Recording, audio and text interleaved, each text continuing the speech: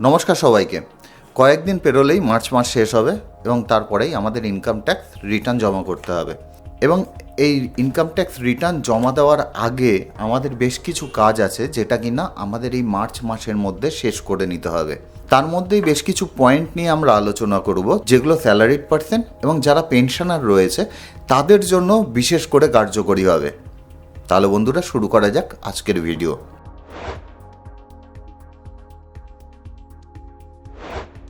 আমরা যখন আমাদের ইনকাম ট্যাক্স রিটার্ন জমা করি, অনেক ক্ষেত্রেই দেখতে পাই যারা স্যালারিড পার্সন রয়েছেন এবং যাদের দেখা যায় স্যালারি একটু বেশির দিকে রয়েছে, ধরে নিলাম 25 লাখ টাকা, 30 লাখ টাকা, 50 লাখ টাকা বছরে তাদের স্যালারি রয়েছে, তাদের ক্ষেত্রে একটা সমস্যা সব সময়ের জন্য দেখা দেয়। তাদের ইনকাম ট্যাক্স রিটার্ন নিউ রেজিমে জমা করলে ভালো হবে নাকি ওল্ড রেজিমে জমা করলে ভালো হবে। অনেক ব্যক্তির ক্ষেত্রেই দেখা যায় যে অনেক ডিডাকশান থাকে, হাউস লোন থাকে, এছাড়া তাদের কোনো ক্যাপিটাল গেন থাকে, মেডিক্লেম থাকে, এই ধরনের অনেক ডিডাকশান তারা কিন্তু পেয়ে থাকে। তার সাথে সাথে যেটা রয়েছে এক্সেমশন, এই এক্সেমশন থাকার জন্য দেখা যায় যে তাদের ওল্ড রেজিমে ইনকাম ট্যাক্স রিটার্ন জমা করলেও ভালো হতো, কিন্তু কোনো কারণবশত তারা যখন অফিসে জানাতে হয় যে ওল্ড রেজিমে ইনকাম ট্যাক্স রিটার্ন জমা দেবে নাকি নিউ রেজিমে তাদের ইনকাম ট্যাক্স রিটার্ন জমা দেবে, তখন তারা বলে দেয় যে না, তারা নিউ রেজিমে তাদের ইনকাম ট্যাক্স রিটার্ন জমা দেবে। কিন্তু মার্চ মাসের পরে তাদের কোনো কারণে যদি তাদের রিয়েলাইজেশন হয় যে তারা ভুল করে ফেলেছে, তখন কিন্তু অনেকটা দেরি হয়ে যায়। তখন যদি সে ওল্ড রেজিমে তার ইনকাম ট্যাক্স রিটার্ন জমা করতে যায়, তখন দেখা যায় যে তার এক্সেমশন কত আছে, এছাড়া ডিডাকশান কত আছে, সমস্ত ডিটেল তার কাছে এসে পৌঁছয় না অথবা থাকে না। এর জন্য আপনারা অফিসকে যখন ডিক্লারেশন দেবেন যে আপনি নিউ রেজিমে ইনকাম ট্যাক্স রিটার্ন জমা করবেন না ওল্ড রেজিমে, সেক্ষেত্রে একটু কেয়ারফুল হবেন। যদি 100% শিওর হন যে নিউ রেজিমেই আপনার ইনকাম ট্যাক্স রিটার্ন জমা করতে হবে, তাহলে অবশ্যই আপনি নিউ রেজিম বলুন। যদি কোনো ধরনের কোনো কনফিউশন থাকে, তাহলে কিন্তু আপনি ওল্ড রেজিমে আপনার ইনকাম ট্যাক্স রিটার্ন জমা দেবেন বলে অফিসকে ডিক্লেয়ার করতে পারেন।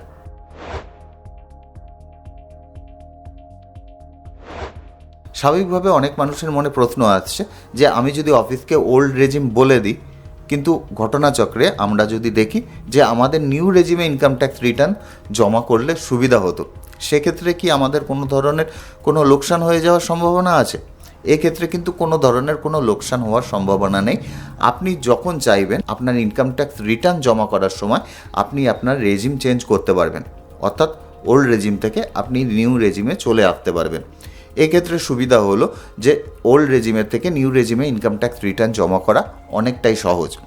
এর জন্য আপনার কাছে আপনার সমস্ত ধরনের ডিডাকশান এছাড়া এক্সেমশন তো থাকবেই, তার সাথে সাথে আপনি ডিডাকশান এক্সেমশন ছাড়াও যদি আপনার ইনকাম ট্যাক্স রিটার্ন জমা করতে যান, সেক্ষেত্রে আপনার কত ট্যাক্স আসবে সেটাও আপনি জানতে পারছেন, এবং উইথ ডিডাকশান এক্সেমশন আপনার কত ট্যাক্স আসছে সেটাও আপনি জানতে পারছেন, যার ফলে দুটো কম্পেয়ার করে আপনার ইনকাম ট্যাক্স জমা করা আপনার পক্ষে সহজ হয়ে যাবে।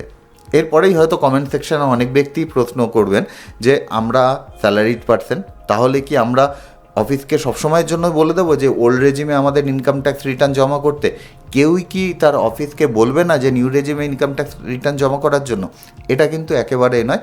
আপনি যদি 100% শিওর হন যে আপনার নিউ রেজিমে ইনকাম ট্যাক্স রিটার্ন জমা করলে সুবিধা হচ্ছে, এছাড়া আপনার ডিডাকশানের পরিমাণ খুব বেশি নেই, হাউস লোন নেই, এছাড়া অন্যান্য যে খরচা রয়েছে, খরচা অথবা যে ডিডাকশান বলছি সেগুলো খুব একটা নেই, এই চারে নেই, সেক্ষেত্রে কিন্তু আপনি নির্দ্বিধায় নিউ রেজিম সিলেক্ট করতে পারেন।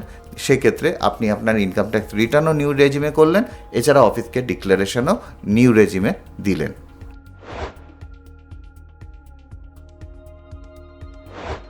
আপনি যদি স্যালারিড পার্সন হন অথবা পেনশনার হন, সেক্ষেত্রে আপনার রেজিম নিয়ে কিন্তু আপনি একটা নেগোসিয়েশন অবশ্যই করতে পারেন, কিন্তু আপনার ইনভেস্টমেন্ট অর্থাৎ ট্যাক্স সেভিংস ইনভেস্টমেন্টের যে টাইম লিমিট আছে তার নিয়ে কিন্তু আপনি কখনোই নেগোশিয়েট করতে পারবেন না। অর্থাৎ 31 মার্চের মধ্যে অবশ্যই আপনার ট্যাক্স সেভিংস যে ইনভেস্টমেন্টগুলো আছে সেগুলো অবশ্যই আপনাকে করে নিতে হবে। যদি কোনো কারণবশত আপনি আপনার ইনকাম ট্যাক্স রিটার্ন ওল্ড রেজিমে জমা করবেন ভাবছেন, সেক্ষেত্রে অবশ্যই বলবো 31 মার্চের মধ্যে আপনার সমস্ত ধরনের যে ডিডাকশান আছে তার যে ইনভেস্টমেন্টগুলো রয়েছে সেই ইনভেস্টমেন্টগুলো আপনি অবশ্যই 31 মার্চের মধ্যে করে নিন।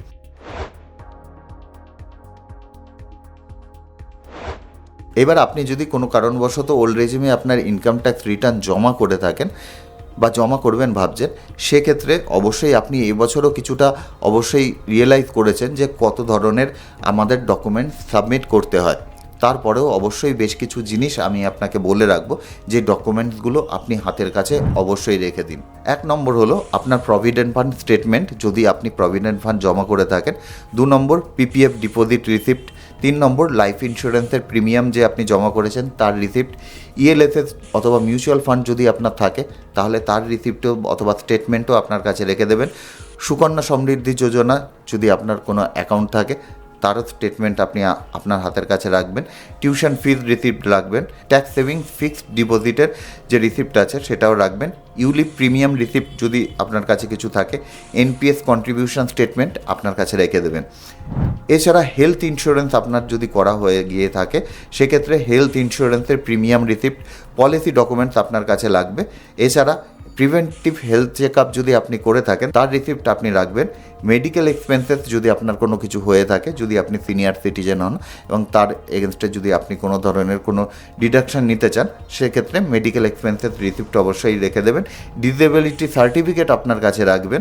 এরপরে চলে আসি, কেউ যদি হাউস লোন নিয়ে থাকে সেক্ষেত্রে হাউস লোনের যে ইন্টারেস্ট আমরা ছাড় পাই অথবা প্রিন্সিপাল থেকে 80C-তেও যে ছাড় পাই, সেগুলো নেওয়ার জন্য কী কী জিনিস দরকার পড়বে সেটা হলো আপনার annual home loan interest certificate আপনি আপনার ব্যাংক থেকে নিয়ে নেবেন। লোন স্যাংশন লেটার অবশ্যই হাতের কাছে রাখবেন। এছাড়া যদি কোনো কারণবশত আপনি যদি আপনার প্রপার্টি বিক্রি করবেন ভাবছেন অথবা বিক্রি করে দিয়ে থাকেন, সেক্ষেত্রে অবশ্যই আপনার সেল ডিড অবশ্যই হাতের কাছে রাখবেন। সেই প্রপার্টির পারচেজ ডিড অবশ্যই হাতের কাছে রাখবেন। অবশ্যই সেল ডিড পারচেজ ডিড মিলিয়ে দেখবেন যখন আপনি, তখন তার মধ্যে একটা জিনিস অবশ্যই থাকবে, যদি না থাকে অবশ্যই একবার চেক করে নেবেন যে আপনার প্রপার্টির valuation at the time of sale অথবা at the time of purchase কত ছিল সেটা জানি অবশ্যই ওখানে থাকে, সেটা অবশ্যই ফলো করে নেবেন। এছাড়া আপনি যদি ভাড়া থেকে থাকেন অথবা এইচআরে পেয়ে থাকেন সেক্ষেত্রে আপনার রেন্ট রিসিপ্ট অবশ্যই রাখবেন। রেন্টাল এগ্রিমেন্ট অবশ্যই হাতের কাছে রাখবেন। এছাড়া ল্যান্ডলর্ডের প্যান অবশ্যই আপনার কাছে রাখবেন। এছাড়া যেই জিনিসটা রাখবেন সেটা হলো আপনি যে রেন্ট পেমেন্ট করেছেন সেটা জানি একটা রিফ্লেকশন আপনার ব্যাংকে থাকে, এটা কিন্তু আপনার ভবিষ্যতে ক্ষেত্রে অনেকটাই সহায়তা করতে পারে। এবার আপনি যদি এডুকেশন লোনের জন্য কোনো ধরনের কোনো খরচা করে থাকেন এবং তার জন্য কোনো ডিডাকশান নিয়ে থাকেন, সেক্ষেত্রে ইন্টারেস্ট সার্টিফিকেট আপনার ব্যাংক থেকে অবশ্যই তুলে নেবেন। লোন স্যাংশন লেটার অবশ্যই ব্যাংক থেকে নিয়ে নেবেন। এছাড়া আপনি যদি কোনো জায়গায় ডোনেশন দিয়ে থাকেন সেক্ষেত্রে আপনার ডোনেশন রিসিপ্ট যেটা রয়েছে সেটা অবশ্যই আপনার কাছে রাখবেন।